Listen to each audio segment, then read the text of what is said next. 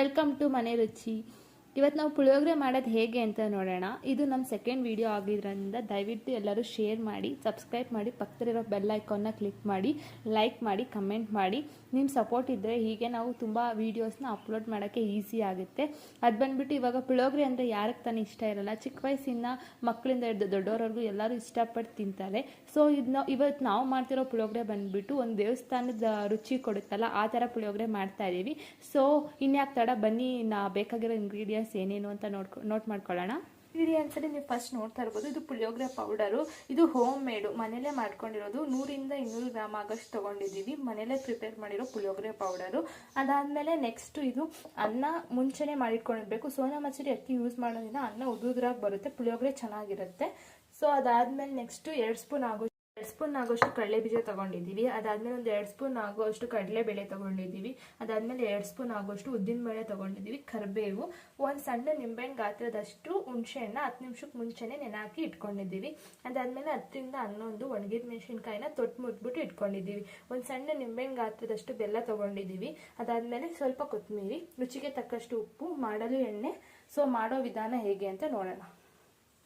ಫಸ್ಟಿಗೆ ನೋಡ್ತಾ ಇರ್ಬೋದು, ಇಲ್ಲಿ ಒಂದು ಪ್ಯಾನ್ ಇಟ್ಬಿಟ್ಟು ಅದಕ್ಕೆ ಒಂದು 5-6 ಸ್ಪೂನ್ ಎಣ್ಣೆ ಹಾಕ್ಕೊಂತಿದ್ದೀವಿ. ಪ್ಯಾನ್ ಬಿಸಿ ಆಗಿದೆ. ಪ್ಯಾನ್ ಬಿಸಿ ಆದಮೇಲೆ 5-6 ಸ್ಪೂನ್ಸು ಆಯಿಲ್ ಹಾಕ್ತಾ ಇದ್ದೀವಿ. ಆಯಿಲ್ ಸ್ವಲ್ಪ ಬಿಸಿ ಆಗಬೇಕು ನೋಡಿ. ಇಲ್ಲಿ ನಾವು ಹುಣಸೆಹಣ್ಣ 10 ಮಿನಿಟ್ಸ್ ನೆನೆಸಿಟ್ಟಿದ್ವಲ್ಲ, ಹುಣಸೆಹಣ್ಣು ನೀರು ಮತ್ತು ಬೆಲ್ಲ ಹಾಕಿ ಚೆನ್ನಾಗಿ ಕುದಿಸ್ಬೇಕು. ಬೆಲ್ಲ ಎಲ್ಲ ಚೆನ್ನಾಗಿ ಮಿಕ್ಸ್ ಆಗಬೇಕು, ಅದೇ ಥರ ಕುದಿಸ್ಬೇಕು. ಇವಾಗ ನೋಡಿ ಕುದೀತಾ ಇದೆ ನಿಧಾನಕ್ಕೆ, ನೀವು ನೋಡ್ತಾ ಇರ್ಬೋದು. ಇದು ಚೆನ್ನಾಗಿ ಕುದಿಬೇಕು, ಕುದ್ದಿ ಬೆಲ್ಲ ಎಲ್ಲ ನೀಟಾಗಿ ಕರಗಬೇಕು. ಬೆಲ್ಲ ಚೆನ್ನಾಗಿ ಕುದ್ದಿದೆ, ಬೆಲ್ಲ ಎಲ್ಲ ಚೆನ್ನಾಗಿ ಕುದ್ದು ಅದೆಲ್ಲ ಫುಲ್ ಡ್ರೈ ಆಗಿಬಿಟ್ಟಿದೆ. ಬೆಲ್ಲ ಎಲ್ಲ ಚೆನ್ನಾಗಿ ಮಿಕ್ಸ್ ಆಗಿದೆ. ಕುದಿತಾ ಇದೆ ನೋಡಿ, ಬೆಲ್ಲ ಮತ್ತು ಹುಣಸೆಹಣ್ಣು ಚೆನ್ನಾಗಿ ಕುದಿಸ್ಕೋಬೇಕು.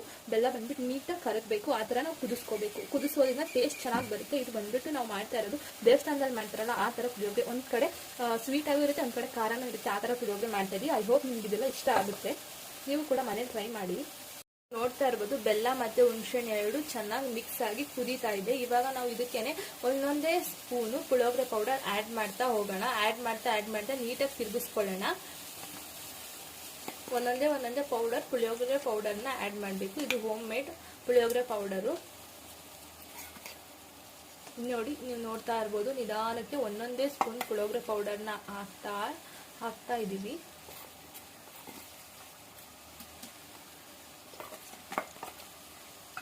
ನೋಡಿ, ಇವಾಗ ಪುಳಿಯೋಗರೆ ಪೌಡರ್ ಎಲ್ಲ ಹಾಕಿದಾಯ್ತು. ಇವಾಗ ಇದನ್ನ ನೀಟಾಗಿ ತಿರುಗಿಸ್ಕೊಳ್ಳೋಣ. ನೀಟಾಗಿ ತಿರುಗಿಸ್ಕೊಳ್ಬೇಕು. ಕುದಿಬೇಕು, ಚೆನ್ನಾಗಿ ಕುದ್ರೆ ಪುಳಿಯೋಗರೆ ಪೌಡರು ಟೇಸ್ಟ್ ಮಾತ್ರ ಚೆನ್ನಾಗಿ ಬರುತ್ತೆ. ಸೊ ಇದೇ ತರ ಅದು ಸ್ವಲ್ಪ ಗಟ್ಟಿ ಆಗೋವರೆಗೂ ನೀಟಾಗಿ ಕುದಿಸ್ಕೋಬೇಕು. ನಾವು ನೋಡ್ತಾ ಇರ್ಬೋದು, ಇದು ಚೆನ್ನಾಗಿ ಕುದ್ದಿದೆ. ಇನ್ನೊಂದು 5 ನಿಮಿಷ ಬಿಟ್ಟರೆ ಇದು ನೀಟಾಗಿ ಬರುತ್ತೆ, ಲೇಯರ್ ತರ.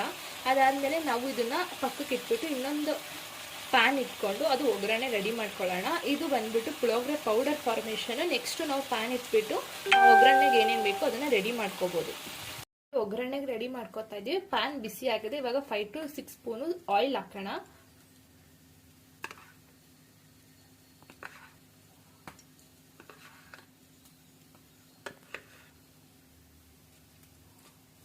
ಆಯಿಲ್ ಸ್ವಲ್ಪ ಬಿಸಿ ಆಗಬೇಕು. ಆಯಿಲ್ ಬಿಸಿ ಆಗಿದೆ. ಈಗ ನಾವು ಒಂದು ಅರ್ಧ ಸ್ಪೂನ್ ಅಷ್ಟು ಸಾಸಿವೆ ಹಾಕೊಳ್ಳೋಣ. ಸಾಸಿವೆ ಕರಿದಾದ್ಮೇಲೆ ನೆಕ್ಸ್ಟ್ ನಾವಿಲ್ಲಿ ಕಡಲೆ ಬೀಜನ ಹಾಕೋತಾ ಇದ್ದೀವಿ.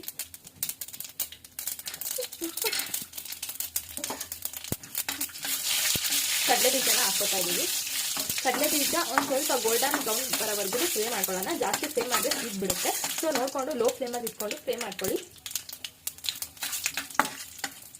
ಅದಾದಮೇಲೆ ನೆಕ್ಸ್ಟ್ ನಾವು ಉದ್ದಿನಬೇಳೆ ಹಾಕೊಳ್ಳೋಣ. ಉದ್ದಿನಬೇಳೆ ಕಡಲೆಬೇಳೆ ಹಾಕೊಳ್ಳೋಣ.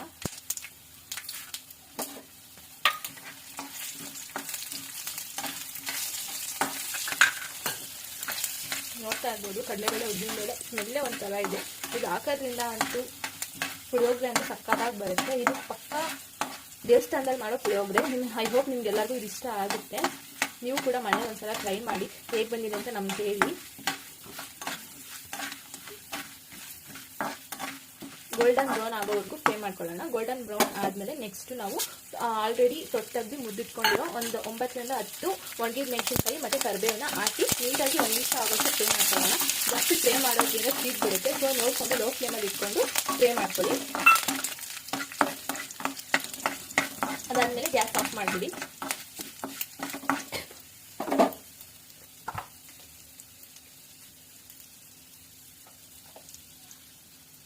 ನೆಕ್ಸ್ಟ್ ರುಚಿಗೆ ತಕ್ಕಷ್ಟು ಉಪ್ಪು ನೋಡ್ಕೊಂಡು ಹಾಕೊಳ್ಳಿ. ಯಾಕಂದರೆ ಆಲ್ರೆಡಿ ಪುಳಿಯೋಗರೆ ಪೌಡರ್ ಮಾಡ್ಬೇಕಾದ್ರೆ ನಾವು ಉಪ್ಪು ಹಾಕಿ ಮಾಡಿರ್ತೀವಿ. ಅದಕ್ಕೆ ನೋಡ್ಕೊಂಡು ಹಾಕೊಳ್ಳಿ. ಜಾಸ್ತಿ ಉಪ್ಪು ಆಗೋದ್ರಿಂದ ಇಷ್ಟ ಆಗ್ಬೋದು. ನೋಡಿಕೊಂಡು ರುಚಿಗೆ ಎಷ್ಟು ಬೇಕೋ ಅಷ್ಟು ಮಾತ್ರ ಉಪ್ಪನ್ನ ಆ್ಯಡ್ ಮಾಡ್ಕೊಳ್ಳಿ. ನೋಡ್ತಾ ಇರ್ಬೋದು, ನಾವು ಅವಾಗಲೇ ಹುಣಸೆಹಣ್ಣು, ಬೆಲ್ಲ ಮತ್ತು ಪುಳಿಯೋಗರೆ ಪುಡಿನ ಹಾಕಿ ನೀಟಾಗಿ ಕುದಿಸ್ಕೊಂಡಿದ್ವಿ. ಒಂದು ಹದಕ್ಕೆ ಕುದಿಸ್ಕೊಂಡಿದ್ವಿ. ಇವಾಗ ನಾವು ಮಾಡಿಟ್ಟಿರೋ ಒಗ್ಗರಣೆನ ಎತ್ತಿ ಟ್ರಾನ್ಸ್ಫರ್ ಮಾಡೋಣ. ಅದಕ್ಕೆ ಹಾಕ್ಬಿಟ್ಟು ನೀಟಾಗಿ ಮಿಕ್ಸ್ ಮಾಡಬೇಕು.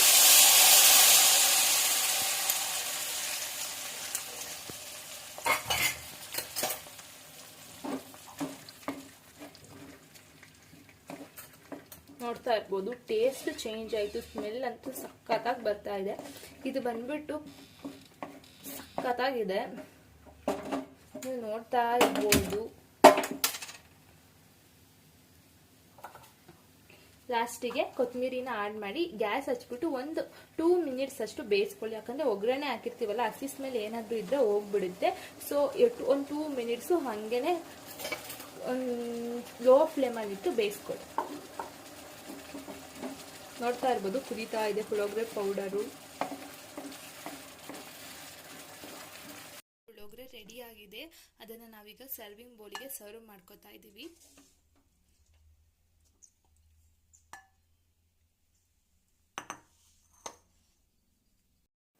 ನೀವು ನೋಡ್ತಾ ಇರ್ಬೋದು, ಆಲ್ರೆಡಿ ನಾವು ಸರ್ವಿಂಗ್ ಬೌಲಿಗೆ ಸರ್ವ್ ಮಾಡಿದ್ದೀವಿ. ಸಕ್ಕತ್ತಾಗಿ ಕಾಣಿಸ್ತಾ ಇದೆ. ಟೇಸ್ಟ್ ಕೂಡ ಚೆನ್ನಾಗಿದೆ ಅಂತ ಅನ್ನಿಸ್ತಾ ಇದೆ. ನೀವು ಕೂಡ ನಿಮ್ಮ ಮನೆ ಟ್ರೈ ಮಾಡಿ ಹೇಗೆ ಬಂದಿದೆ ಅಂತ ಕಮೆಂಟ್ ಬಾಕ್ಸಲ್ಲಿ ಹೇಳಿ. ನಿಮ್ಗೆಲ್ಲರಿಗೂ ವಿಡಿಯೋ ಇಷ್ಟ ಆಗಿದೆ ಅಂತ ಅನ್ಕೋತೀವಿ. ಮತ್ತಷ್ಟು ಈಸಿ ರೆಸಿಪಿಗಾಗಿ ನೋಡ್ತಾ ಇರಿ ಮನೆ ಅಡಿಗೆ ರೆಸಿಪಿ ಚಾನಲ್ನ. Thank you for watching.